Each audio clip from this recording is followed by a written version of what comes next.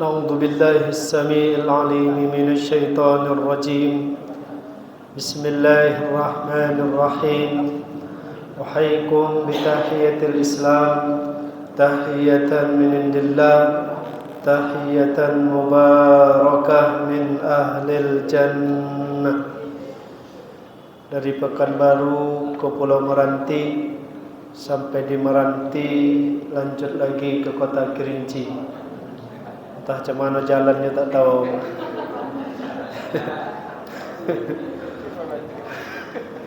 Salam ini salam yang diajarkan oleh Nabi, yang menjawabnya insyaAllah bisa berangkat haji.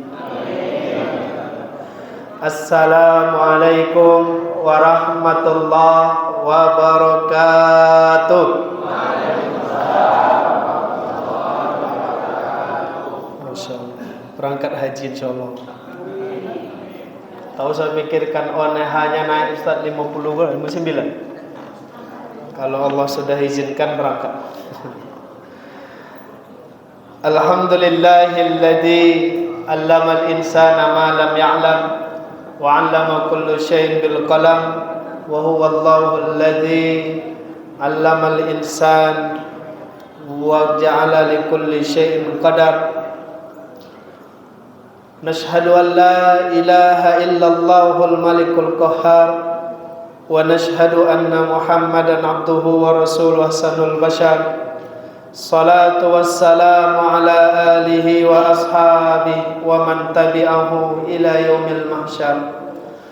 Wa qala Allah ta'ala na'udzu billahi as-sami'il 'alim minasy syaithanir rajim fadhkuruni adhkurukum washkuru li wa la takfurun. Allah Subhanahu wa ta'ala menasihati kita, ingatlah kepadaku kata Allah, maka aku akan ingat kepadamu. Bersyukurlah atas segala nikmatku dan janganlah termasuk orang-orang yang kufur. Wa qala Rasulullah sallallahu alaihi wasallam, intizaru salat fadhalika riba, fadhalika riba, fadhalika riba. Jadi ada ucapan Nabi, hadis-hadis Nabi itu yang sering diulang sampai berkali-kali. Salah satunya ini Nabi bilang intizarus shalah fadzalikar riba, fadzalikar riba, fadzalikar riba. Di hadis yang lain yang mungkin juga pernah kita dengar, salat Isra atau salat suruh itu disampaikan Rasulullah keutamaannya kahajjatil umrah wal haji tammatan tammatan tammatan. Diulang 3 kali. Jadi sering pengulangan ucapan-ucapan Nabi itu. Jadi kalau ada kita bertanya, Ustaz, mengapa dalam doa, mengapa dalam mengaji ada yang diulang-ulang? Itu biasa. Sedang dalam ucapan saja diulang-ulang boleh. Apalah lagi Al-Quran yang setiap hurufnya 10 pahalanya. Ada di surah Yasin itu yang sering diulang-ulang. Apa itu ucapan? Salam qaulan min rabbir rahim. Ada orang bertanya, Ustaz, ini kenapa diulang-ulang? Bercakap aja diulang-ulang boleh. Apalah lagi baca ayat Al-Quran. Salamun qaulan min rabbir rahim, diulang sampai 3, kadang sampai 7. Tapi ada juga membuat sampai berpuluh-puluh kali. Begitu siap bacanya, tengok tak ada lagi orang. Udah bubar. Kelamuan. Apa kata Rasulullah? Menunggu waktu salat itu adalah jihad. Hadis ini sahih. Menunggu waktu salat adalah jihad. Alhamdulillah ada pengajian maghrib ke isya. Bukan sekedar kita menghadiri pengajian, tapi sambil menunggu waktu isya. Dan menunggu waktu salat kata Nabi itu adalah jihad. Adakah pahala yang lebih tinggi daripada jihad? Tidak ada. Maka saudara-saudara kita di Palestina itu mereka berani. Kenapa? Karena mereka dapat pahala yang tertinggi, yaitu pahala jihad. Tanda-tanda orang berjihad apa Ustaz? Tenang. Anak-anak Palestina itu tenang dia menghadapi tentara-tentara itu. Tidak takut dia.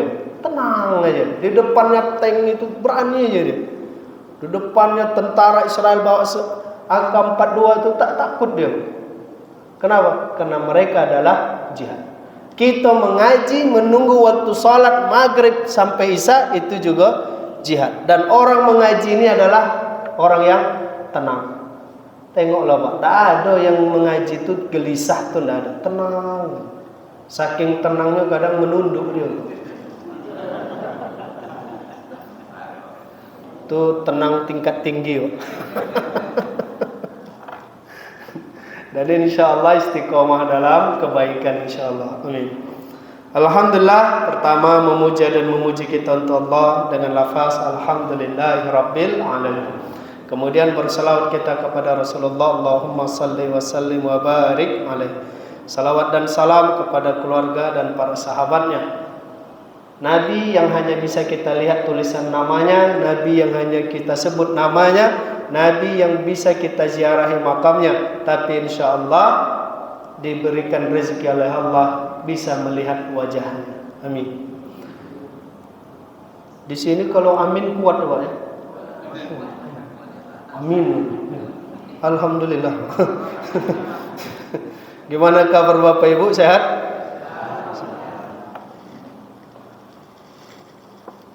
Kalau ada keluarga yang sakit atau orang yang berbuat baik kepada kita hari ini sakit, ya Allah mohon sehatkan dan sembuhkan. Amin. Kuat Pak, amin. Sama berarti, awak pun kuat juga. Baik Bapak Ibu yang dirahmati Allah, kaji kita pada malam hari ini adalah lanjut kaji kita tentang adab fi ibadatis salat. Adab dalam melaksanakan ibadah salat. Pertemuan yang lalu kita sudah mengaji tentang lafaz kalimat amin yang kita bahas dan kita sampaikan bagaimana cara pengucapannya dan bagaimana cara membacanya dan keutamaan-keutamaannya. Kalau mau dikaitkan tentang adab dalam ibadah salat, maka jelas dia Bapak Ibu yang dirahmati Allah. Adab kalau kita kaji, dia termasuk itmamus salat. Dia penyempurna salat, itu adab. Kenapa harus mengkaji adab? Supaya salat itu sempurna. Itu satu. Tapi kadang bisa juga menjadi sebab sihatus salat, menjadi sebab sahnya salat. Ibadah adab ini dia bisa menjadi penyempurna salat, bisa menjadi penyebab sahnya salat. Kalau tak ada adab dalam melaksanakan ibadah salat, mungkin salatnya tak sempurna dan mungkin tak sah. Maka ini merupakan kaji yang perlu kita untuk pahami Bapak Ibu yang dirahmati Allah. Nah, yang lalu kita bahas tentang lafaz amin. Iya kan? Itu enggak? Ya. Apa keutamaannya Bapak Ibu? Kata Rasulullah sallallahu alaihi wasallam, "Idza aminal imam fa aminu, man kana ta'minuhu ma ta'minil malaikah, ghufira lahu ma taqaddama min dzambih." Siapa ketika kita mendengar imam mengucapkan amin atau kita membaca amin dan amin kita bertepatan dengan aminnya malaikat, diampuni segala dosanya yang lalu. Masya Allah. Maka kalau salat imam baca waladdallin, jangan diam Pak, sambut Bu, amin. Supaya apa? Diampuni Allah dosa kita yang lalu. Kalaulah amin kita itu bertepatan dengan aminnya malaikat, maka selesailah dosa-dosa yang lalu. Membacanya saja sudah diampuni Allah dosa-dosa kita. Apalah lagi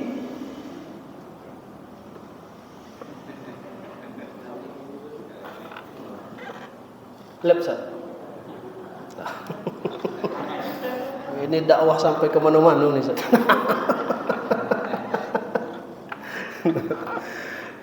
Bapak Ibu yang dirahmati Allah, lalu apa bahasanya setelah lafaz amin? Maka qiraatus surah ba'datil Fatihah sunnah. Yang menjadi penyempurna salat itu adalah membaca surah dalam pelaksanaan ibadah salat. Ada persepsi manusia ini begini Pak, Ustadz itu kan hukumnya sunnah, dibaca dia berpahala, tak dibaca dia tak berdosa, dilakukan dia berpahala, tak dilakukan dia tak ada masalah. Maka sering dia solat sunnahnya tak dia baca surah. Kalau Bapak Ibu tanya boleh Ustadz, boleh, karena memang dia tak rukun. tapi dia termasuk adab dalam melaksanakan ibadah solat. Apa sebab? Karena Nabi tak pernah meninggalkan baca surah dalam solatnya. Hukumnya apa? Sunnah. Tapi ada satu ulama mengatakan hukumnya wajib. Siapa ulama yang mewajibkan baca surah dalam solat ni? Imam Abu Hanifah. Kata Imam Abu Hanifah, hukumnya wajib. Wa aqalluha, dan paling minimal salah satu ayat, 3 ayat. Jadi sependek-pendeknya surah yang kita baca 3 ayat. Memang yang 3 tu pendek, Pak. Dia tak banyak insyaallah. Dan kalau kita lihat dalam Al-Quran, memang surah yang paling pendek itu 3 ayat. Inna a'tayna kal kautsar fashalli li rabbika wanhar inna syani'aka huwal abtar. Nah, 3 memang. Nah, jadi Bapak Ibu yang dirahmati Allah, ketika kita membaca surah minimal 3 ayat. Kalau Bapak Ibu membaca surah-surah yang panjang misalkan, paling tidak 3, Pak. Nah, jangan Allahu Akbar Yasin Allahu Akbar. Boleh Ustaz. Kalau tanya boleh, boleh lah, Pak. Daripada ndak kan begitu. Tapi tidaklah begitu harusnya. Nah, cuman tadi kaji kita balik ke yang lama. Apa kaji kita yang lama dulu?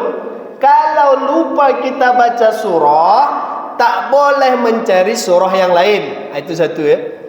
Kalau kita lupa baca surah di luar salat, hafal kami Ustaz. Wattini wazzaitun wa turi sinin. Walaupun kadang atin tu lari ke al-asri, bisa juga tu. Illal ladzina amanu wa 'amilus solihati wa tawasaw bil haqq. Ini al-asri ni. Balik. Atin lari ke al-asri, bisa jadi itu. Tapi rumus yang kemarin yang diajarkan oleh para ulama-ulama fikih kita dalam kitab Majmu' Kitab I'anah, tidak boleh kalau lupa surah itu kita cari surah yang lain. Jangan sempat. Di mana kita lupa, di situ kita rukukan. Allahu Akbar. Bismillahirrahmanirrahim. Wattini wazzaitun wa turi sinin wa hadal. Tak ingat apa lagi ni. Wa hadal tak dapat lagi. Ruku kan, Allahu Akbar. Itu yang betul, Pak. Jangan pernah ambil surah yang lain. Wahadal tak dapat dia, akhirnya dia baca surah yang lain. Bismillahirrahmanirrahim. Qul huwallahu ahad. Memang qul itu jadi surah pelarian, Pak. Tak dapat ke mana, balik ke qul. Itu biasa. Memang qul itu rumah untuk semua umat. Kemana-mana tak dapat, balik ke qul. Tapi rumusnya tidak begitu. Di mana kita lupa, di situ kita rukukan. Jangan pernah ambil surah yang lain, tak boleh. Itu namanya apa? Selingkuh, Pak. Satu belum tuntas, diambilnya yang lain. Satu aja bermasalah, minta tambah pula dia yang lain. Jadi di mana kita lupa, disitulah kita rukukan. Bismillahirrahmanirrahim. Yasin wal Qur'anil Hakim. Innaka laminal mursalin. Apa lagi? Tak dapat. Allahu Akbar, rukukan. Jangan pernah ambil surah yang lain. InsyaAllah betul secara syariat, sah secara fikih, disukai oleh makmum. Kata makmum, mantap. Cepat selesai salat awal. Apalagi imam tu baca surah Al-Qalam kan. Bismillahirrahmanirrahim. Nun. Apa lagi ni? Tak dapat. Allahu Akbar. Kan ketawa senyum makmum, Pak. Alhamdulillah. Cepat siapa? Tapi memang begitu, Pak. Tak boleh kita ambil surah yang lain. Itu satu. Ya. Yang kedua, rumusnya apa kemarin? Tertib. Ya, lazimut tertib. Harus tertib. Jangan sungsang, Pak. Rakaat pertama dibacanya Qul a'udzu birabbin nas. Rakaat kedua dibacanya Qul huwallahu ahad. Itu namanya sungsang. Tak boleh. dia harus tertib. Tertib itu juz 1 ke juz 30. Nah, begitu dia tertibnya. Nabi itu ngajarin kita kalau baca surah tertib, jangan sungsang. Rakaat pertama dibacanya Bismillahirrahmanirrahim. Qul ya ayyuhal kafirun. Rakaat kedua apa dibacanya? Li ilafi Quraisy ilafihim. Itu sungsang tuh. Tak boleh. Tak boleh. Dia tertib, harus tertib. Itu adab. Nah, itulah tadi kaji adab tuh begitu. Tapi kalau Bapak Ibu tanya, sah enggak Ustaz yang begitu? Sah.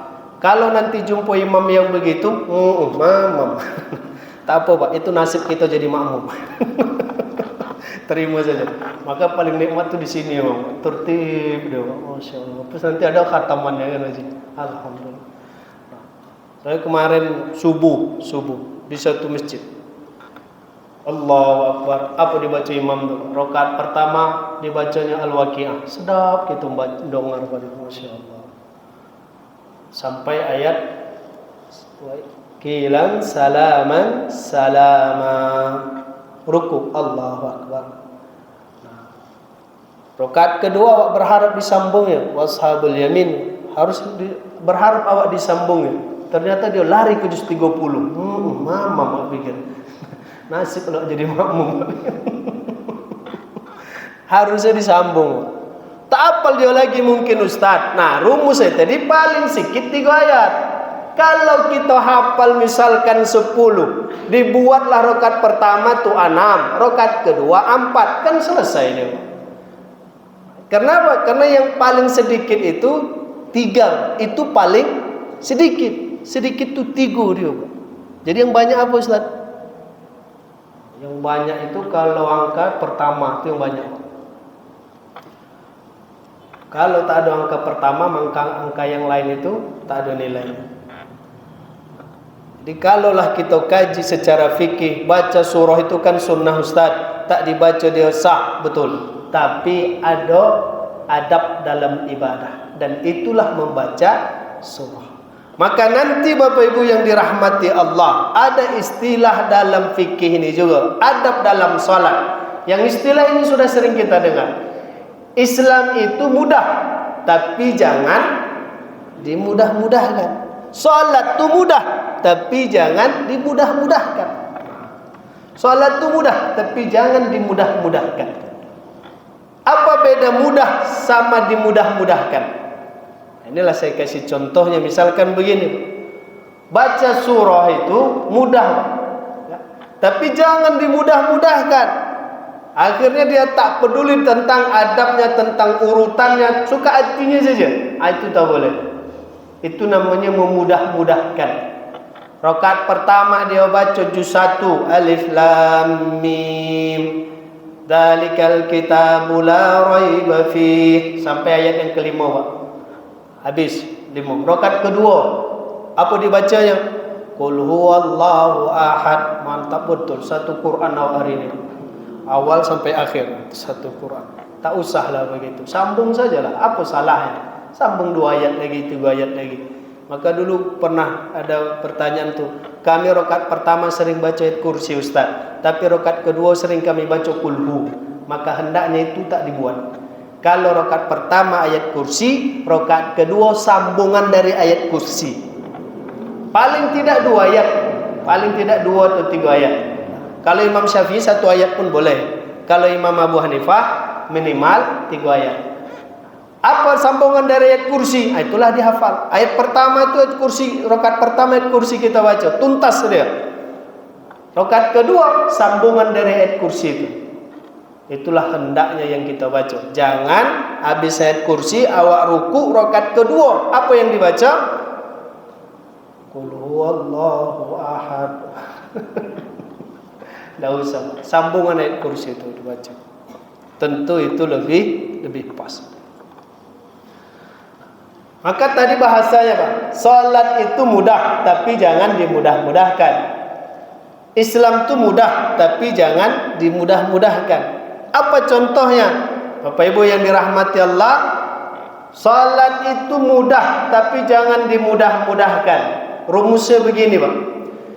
Nah, ini jika ibadah ya, fil ibadah, ada satu ibadah, wa syara fihi qiraah aw du'a.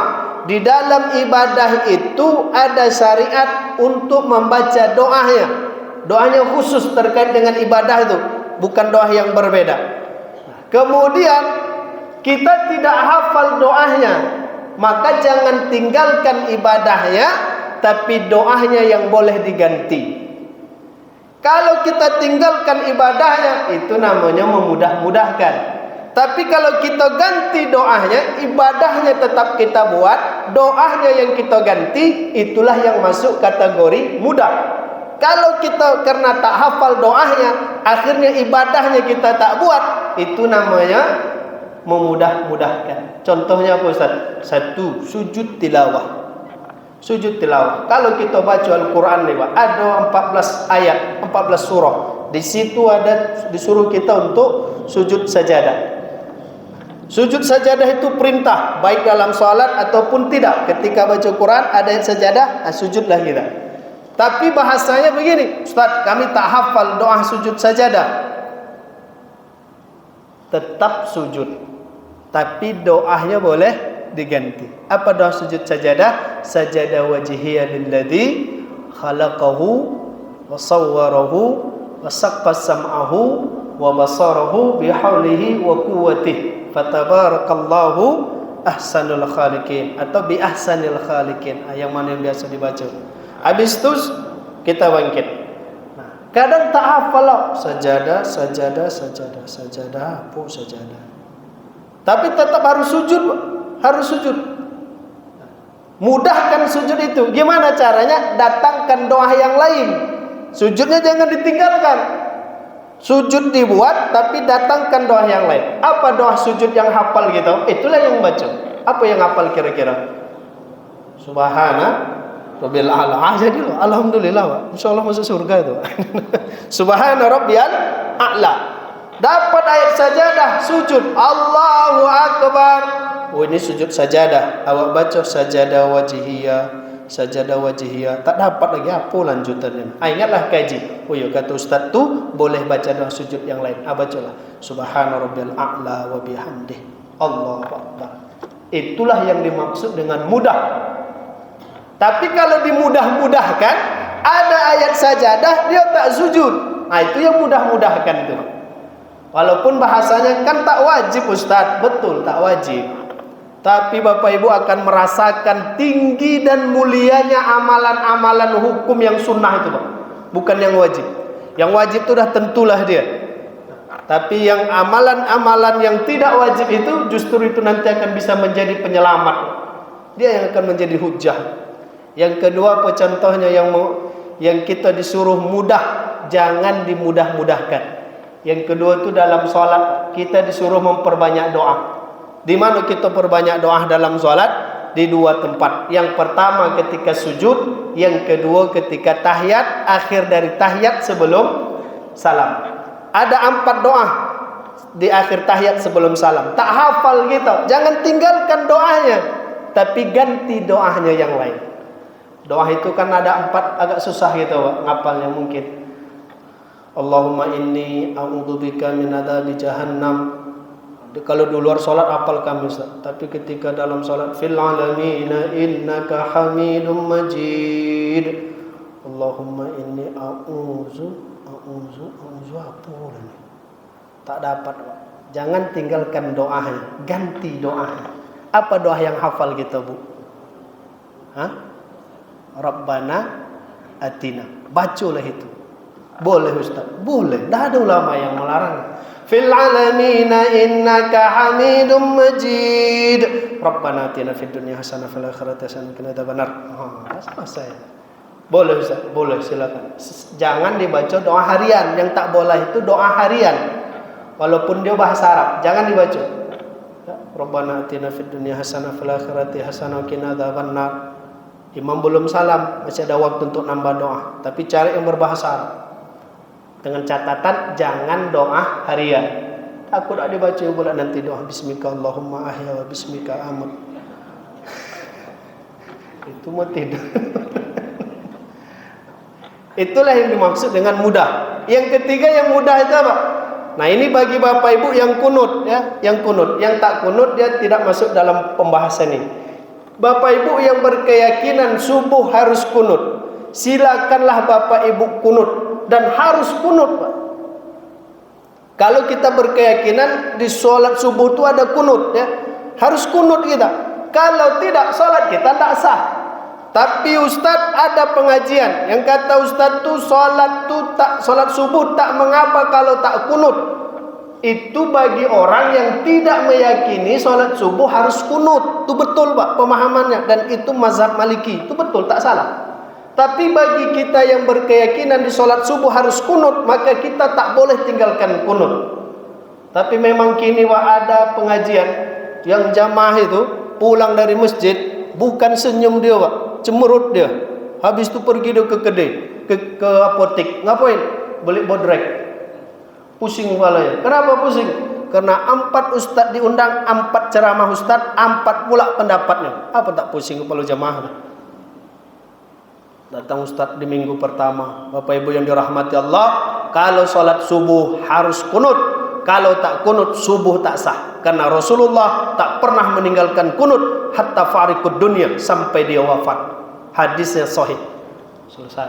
Datang ustadz kedua. Bapak Ibu yang dirahmati Allah, subuh tidak boleh kunut, karena Nabi dulu memang kunut, thumma taraka, kemudian Nabi tinggalkan kunut itu. Maka siapa yang sholat subuhnya kunut, sesungguhnya dia telah mengadakan amalan yang Nabi sudah tidak adakan lagi amalan itu, dan itu menambah-nambah dalam ibadah sholat, hukumnya haram.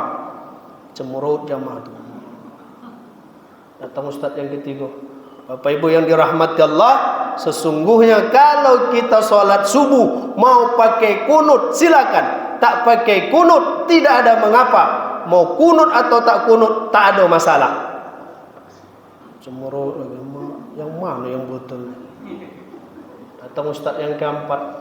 Bapak Ibu yang dirahmati Allah, sesungguhnya sholat itu tidak wajib di masjid, di rumah sah. Apa tak pusing kalau jamaah tu? Pulang dia mengaji ke mana dia? Ke apotek. Ngapain? Beli bodrek.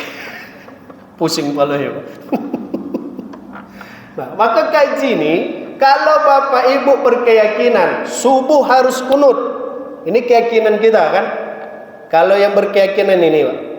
Apa tandanya kami harus memasangkan subuh dengan kunut? Ciri-cirinya itu nanti ada, Pak. Salah satunya adalah kalau kita baca Al-Fatihah pakai bismillah, itu ciri-cirinya ini. Maka tidak boleh pisahkan subuh dengan kunut. Kalaulah kita sholat subuhnya berkeyakinan harus kunut, terus kita tak hafal doa kunut tuh Pak. Tak hafal kita doa kunut. Yang hafal cuma satu aja hafal kita Pak. Allahumma hdini fi man hadait. Nah, itu aja lah yang hafal. Yang 2 tak hafal. Yang 3 kacau.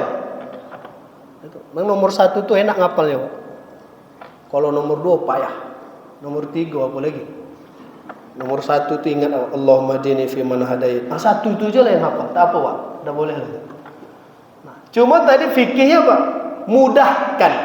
Tapi jangan dimudah-mudahkan. Kami hafalnya cuma 1 Ustaz. Allahumma hdini fi man hadait. Apalagi yang harus kami baca? Datangkan doa yang lain, Pak. Datangkan doa yang lain. Doa apa yang hafal? Bacalah di situ.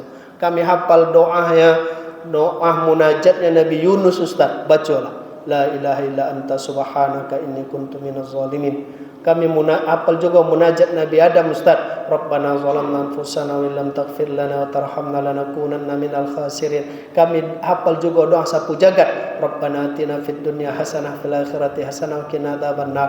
Rasa-rasanya sudah cukup, sujud. Allahu akbar. Sah Ustaz, sah. Mudah betul, memang mudah. Tapi jangan dimudah-mudahkan. Di mana itu sah? Dalam kitab Majmu' Syarh Muhadzab Imam An-Nawawi. Doa kunut Allahumma hdini fi man hadait wa afini fi man afait, itu memang doa kunut yang masyhur, tetapi boleh datangkan doa kunut yang lain yang hafal, bacalah. Nah, itulah yang dimaksud dengan mudah. Jangan dimudah-mudahkan. Nah, Allah alam. Kalau ada yang ingin Bapak Ibu tanya, silakan. Silakan, Ibu. Ya. Waalaikumsalam warahmatullahi wabarakatuh.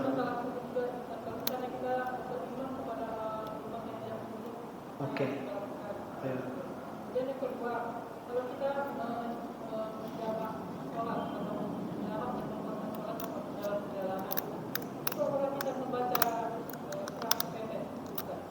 Oke. Waalaikumsalam warahmatullahi wabarakatuh. Ini 2 SKS sampai semester 3. Bismillah. Yang pertama, kalau imam tak kunut, apa yang harus kita lakukan? Kalau imam tak kunut, jangan awak bilang subhanallah.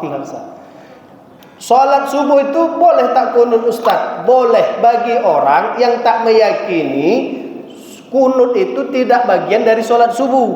Sah tu, Pak.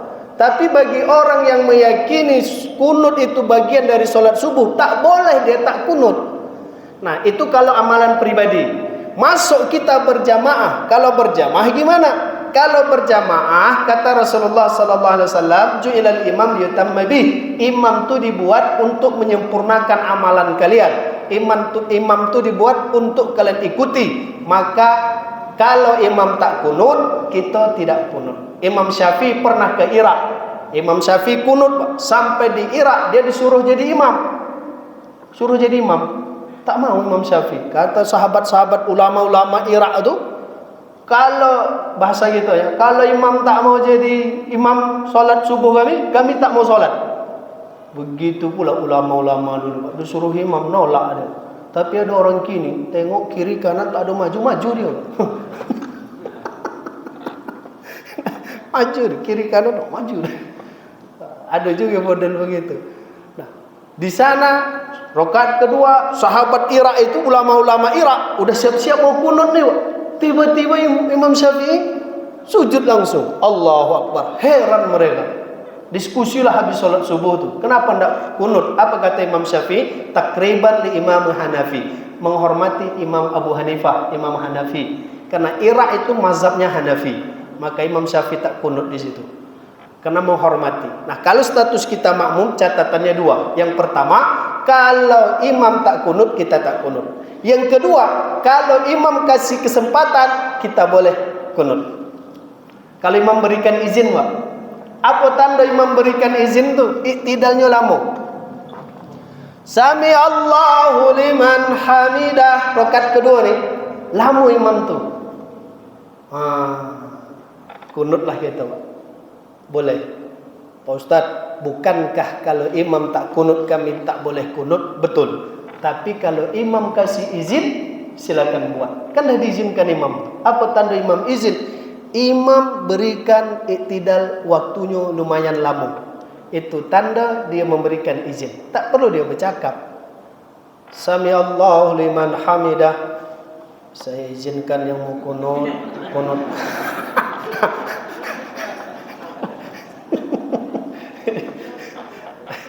Habis itu apa kata imam? Kunut selesai. Allahu Akbar. Tak ada imam ngasih izin dah, Pak Ustaz. Tak ada imam bercakap. Kan tak mungkin juga imam tu bercakap, Pak. Dengan lamanya imam tu iktidal, itu tanda dia berikan kita kesempatan untuk kunut. Maka kita boleh kunut. Tapi di sini jarang kita jumpakan yang begitu. Kalau imam tak kunut, biasanya iktidalnya tak lama, Pak. Tapi di negara-negara Arab, masjid-masjid besarnya itu ada imam begitu. Imam tu mazhabnya Maliki, Pak. Hanafi. Dia tak kunut, tapi ketika iktidal dia lama. Itu tanda yang belakang, yang mazhab Syafi'i silakan kunut. Karena orang Arab tu dia pakai mazhab, Pak. Pakai mazhab. Kalau tak pakai mazhab, kalau kami di kuliah itu di Mesir itu tak ada kelas. Mazhab apa? Hanafi. Mazhabku mazhab Hanafi. Ada muhadarah fi hina. Sana kelas di sana. Mazhab apa? Maliki. Sana. Mazhab apa? Syafi'i. Sana. Ada mazhab baru ada kelas. Kalau ditanya mazhab apa? Apa mazhabmu? Mafi mazhab. Tak pakai mazhab. Irji ila Indonesia. Balik ke Indonesia. Tak ada kelas kalau tak ada mazhab. Jadi kalau imam kasih izin, kita boleh kunut. kunutlah, tak apa. Kita ini boleh berbeda dengan imam di satu amalan. Selama itu satu dibolehkan oleh syariat, yang kedua diizinkan oleh imam. Jadi contoh yang kedua itu yang sering kemarin ada jamaah yang baru pulang umroh, dia cerita, Ustaz, kenapa tidak di rakaat kedua di Nabawi, tapi di Nabawi, di Mekah Masjidil Haram dak, di Nabawi katanya. Kadang tidak rakaat kedua tuh salat subuh lama betul Ustaz. Itu tandanya dia ngasih kesempatan kita untuk kunut. Silakanlah kunut. Ya. Tapi kalau tak hafal tadi, datangkan doa yang lain. Jadi boleh kita kunut kalau imam kasih kesempatan. Tapi kalau tidak, sujudlah. Sami Allahu liman hamidah, Allahu akbar, sujud. Jangan awak kunut. Tak jalah imam gua. Allahumma adini fi man hadayat. Tak boleh. Karena kita harus ikut imam. Allahu a'lam. Mana? Pak, Bapak, silakan Pak. Waalaikumsalam warahmatullahi wabarakatuh. Apakah sujud sajadah itu harus menghadap kiblat? Oke, sujud sajadah menghadap kiblat. Ya. Oke, bismillah. Kalau sujud sunnah, kalau sujud di luar salat ya, sujud di luar salat itu sunnahnya sebaiknya, mustahab, afdalnya ittijahul kiblah. Afdalnya, sebaik dan sebagusnya menghadap kiblat. Maka kalau kita baca Quran tidak menghadap kiblat, kemudian kita mau sujud, hadapkanlah ke kiblat. Misalkan kita baca Quran melingkar, Pak, melingkar. Pas awak posisi di sini, ayat sajadah, sujud, Allahu Akbar. Berarti kan hadap sana nih. Sedangkan kiblat di situ. Apa yang harus dilakukan? Balik kanan. Sujud menghadap kiblat semua. Itulah adab dalam sujud dan termasuk afdal sujud. Kalau tak menghadap kiblat, kalau sujud yang tidak sujud salat boleh. Kalau tidak sujud salat ya, tapi kalau sujud salat tak boleh, karena salat itu sendiri pun kita udah menghadap kiblat. Kalau tidak sujud salat boleh. Tapi ini pun sujud ini tengok keadaan-keadaan juga, Pak ya. Yang di tempat memungkinkan kita untuk sujud, sujudlah. Tapi jangan di dalam mobil baca ayat sajadah sujud di mobil tuh. Apalagi sedang nyetir, bahaya. Jihad Ustaz, itu bukan jihad, itu bunuh diri. Jadi bagusnya menghadap kiblat aja. Allah. Ya Pak. Salam Allah. Saya menanyakan itu tentang salat maghrib dengan majelis ilmu sampai salat isya. Masya Allah. Jihad. Iya, tadi hadis riwayat Imam Muslim. Intizar salat, dia bukan maghrib ke isya, dia menunggu waktu salat. Nah, menunggu waktu salat. Salat apapun itu, asal kita tunggu waktunya, itu jihad. Zuhur jam 12:30. Jihad pun yang besar-besar yang lama. Jihad itu pahalanya besar. Masuk Husnul Khotimah. Insyaallah. Husnul Khotimah insyaallah. Insyaallah Husnul. Apalagi namanya Husnul Khotimah.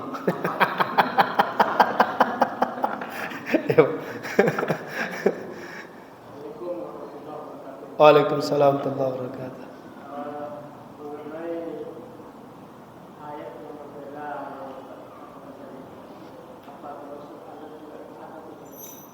Ayat yang berbeda. Oh.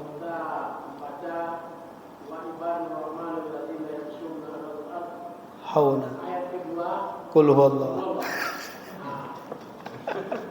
Iya. Yang biasanya ya sedangkan Jumat kita jadi ikut juga kita baca begitu supaya yang satu itu pendek. Iya betul. Nah, satu. Yang kedua, bagaimana apakah termasuk adab juga? Berarti kurang beradab. Iya betul. Orang-orang yang mengikut Imam Syafi'i salat subuh, dia tak menabung. Yang salat subuhnya oh ya. Salat sendiri. Salat berimam. Salat berimam. Ya. Dia ikut imam. Ya.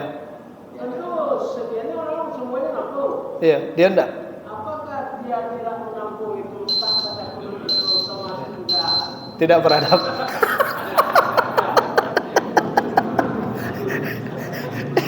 Iya. Jadi bahasa adab dalam sholat itu beda adab dalam keseharian ya. Adab dalam sholat itu tadi yang pertama apa? Sempurna sholat. Nah itu Pak. Jadi beda dengan adab harian. Adab harian itu kalau kita jalan, anak jalan depan orang tua nunduk, itu adab. Jadi kalau tak nunduk tak beradab, betul. Itu di harian, keseharian. Tapi kalau dalam sholat dia tidak adab dan tak beradab, itu ajar dan kurang ajar. Enggak, dia aja kesempurnaan sholat saja. Ya. Nah, jadi tuntaskan dulu ya. Nah, jadi yang pertama tadi tentang tertib. Boleh nanti, ini saya ambil dari kitab Bidayatul Mujtahid sama Majmu' Sharh Muhadzab. Dan kita jumpakan dari banyak hadis-hadis Nabi. Hampir rata-rata bacaan Nabi itu tertib, Pak. Tertib bacaan Nabi dalam sholat itu tertibnya. Tidak ada hadis yang kami jumpai Nabi rakaat pertama baca Sabbihis, rakaat kedua Nabi baca Ali Imran. Itu tidak ada. Nah, selalu tertib, Pak. Selalu tertib bacaan Nabi. Dan karena tertib selalu bacaan Nabi itulah keluar pendapat ulama kita, itu adab dalam tilawah, adab dalam membaca. Jadi kalau dia tak begitu Ustaz, tak beradab, bukan. Tak sempurna tadi ya. Nah, jadi harusnya bagaimana? Kalau kita ambil surah-surah yang panjang tadi, hafalnya cuma 10, cukuplah 10 ini dibagi 2. Rakaat pertama 6, rakaat kedua 4. Tap, pas tuh Pak. Jangan 10 hafal, 10 dihabiskan rakaat pertama. Rakaat kedua, qul huwallahu ahad. Memang jamaah itu senyum dia Pak, memang senyum. Kalau bisa lupa lagi imam nih, biar cepat. Karena kalau lupa kan langsung ruku. Nah, itu yang pertama Pak. Tentang yang kedua tadi tentang kalau sholat berjamaah imam kunut, lalu ada kita yang tak kunut, apakah dia tidak beradab, tak sempurna sholatnya? Tapi kalau bab itu, kalau dia tidak mengikut imam, itu sudah terpisah dia Pak. Tak berjamaah lagi dia. Tak berjamaah. Itu kalau dalam bahasa mazhab Syafi'i, dia sudah mufarraqah. Dia sudah memisahkan dirinya. Nah, itu disayangkan di situ. Harusnya dia kunut gitu. Mufarraqah. Ya.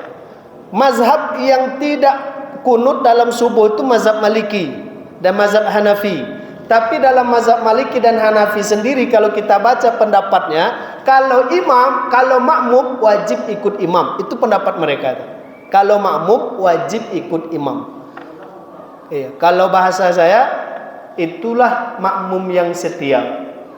Kunut imam, kunut dia. Itu setia itu. Sesuai dengan ikrar pertama. Aku sholat subuh mengikut imam. Kan begitu. Itulah.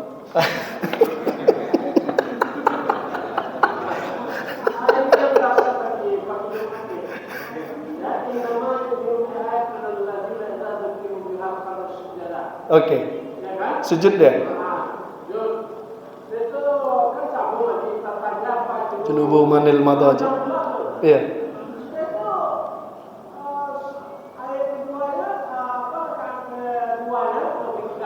Iya, qul Allah.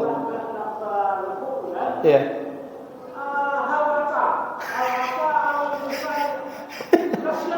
Iya, betul. Kita singkatkan. Boleh. Jangan sampai semuanya lagi. Iya. Itu istilahnya kalau tak bisa penuh kate, penuh ke bawah.